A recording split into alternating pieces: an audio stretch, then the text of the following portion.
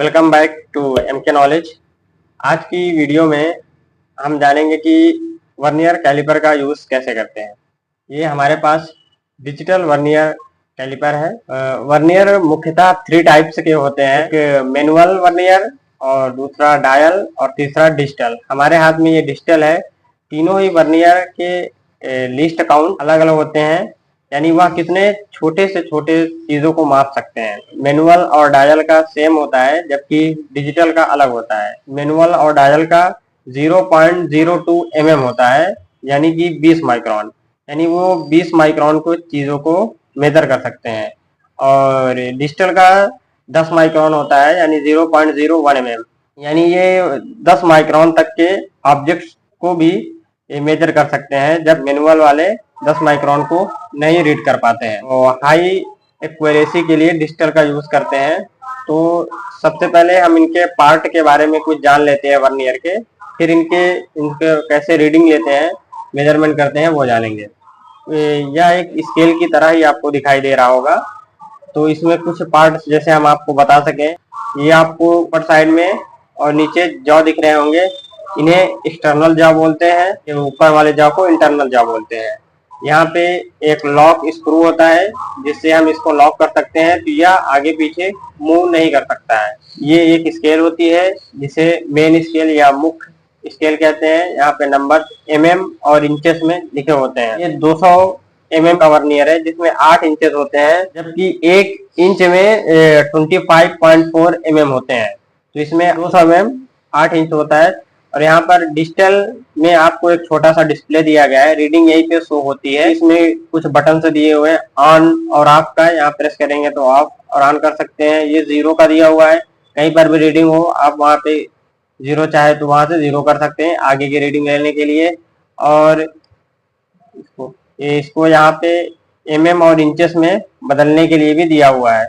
यानी देखो हमारे पास जैसे लगभग हमने जैसे कि बताया 25 mm में 1 इंच होता है। तो यहाँ पे हम क्लिक करेंगे, अब देखिए, ये देखिए लगभग 1 इंचेस आ गया।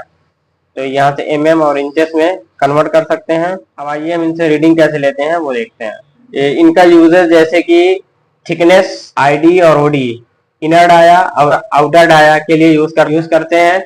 और हाइट, लेंथ, थिकनेस, इन जगहों पर, डेप्थ, इन जगहों पर हम इनका यूज कर सकते हैं। जैसे कि अब हम आपको यूज करके दिखाएं। ये हमारे पास एक ऑब्जेक्ट है, इसका थिकनेस चेक करना है, यानी इसकी मोटाई कितनी होगी। तो ऐसे ये हमारा एक्सटर्नल जो जॉ होता है उसके बीच में ऐसे रखते हैं और फिर ऐसे हल्का प्रेस करते हैं। तो ये देखिए इसकी थिकनेस देख सकते हैं, 6.33 mm तक आ गया है। तो रीडिंग निकालना इसमें काफी आसान होता है।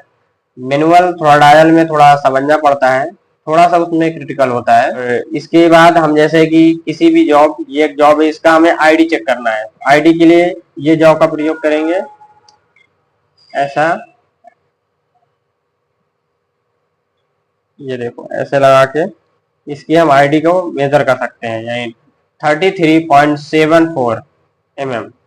और इसका भी ओडी चेक कर सकते हैं, इस तरीके से आ रहा है 73.43। यदि हमारा ऑब्जेक्ट बड़ा होता है उसका डाया, तो इस तरीके से मेजर में नहीं आ पाता है, तो उसको ऐसे मेजर कर सकते हैं।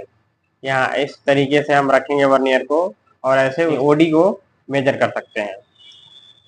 ये हमारा एक जॉब, ये ब्लॉक है, तो इसका हमें हाइट, लेंथ और थिकनेस, ये तीनों को मेजर करना है। तो कैसे मेजर करेंगे, ये इसके एक्सटर्नल जॉ से मेजर करेंगे। इस तरीके से ऐसे हम लगाएंगे वर्नियर को, ऐसे इसको हम मेजर कर सकते हैं 156.51।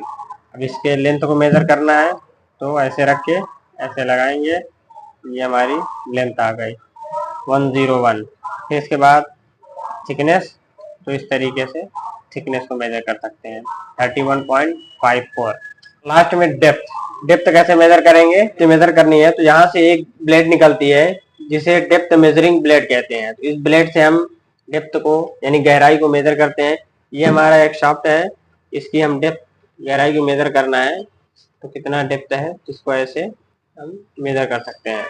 ये 44.02 और ये हमारा कभी कभी माइक्रोमीटर का भी काम कर सकता है। जैसे कि ये शाफ्ट है, इसकी हमें ओडी चेक करना है तो ये देखो ऐसे चेक कर सकते हैं, यहाँ से ऐसे, फिर यहाँ ऐसे चेक कर सकते हैं। वीडियो में हमने सीखा कि वर्नियर कैलिपर का यूज कहाँ और कैसे करते हैं।